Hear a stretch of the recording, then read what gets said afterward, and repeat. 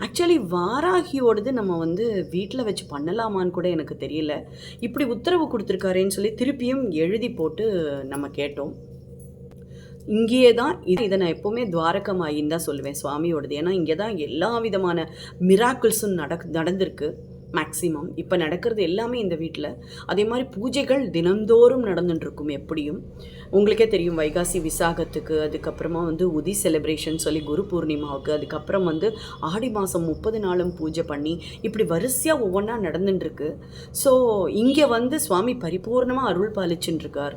But இந்த இடத்துல வாராகியோட ஹோமம் நடத்த முடியுமா? அப்படிங்கிற ஒரு தயக்கம் மனசுக்குள்ள ஒரு மாதிரி இத சொன்ன அன்னையிலேருந்து மனக்குழப்பத்துக்கு தான் நான் ஆளானேன். எதனால பாபா இப்படி குடுத்தார்? இத கோயில்ல வச்சு பண்றது தானே கரெக்ட்டா இருக்கும். அப்படின்னெல்லாம் நெறைய குழப்பங்கள். எப்படி இது சாத்தியமாகும்? அப்படிங்கிற மென்டல் ஸ்ட்ரெஸ்ஸாவே இருந்துட்டு இருந்தது.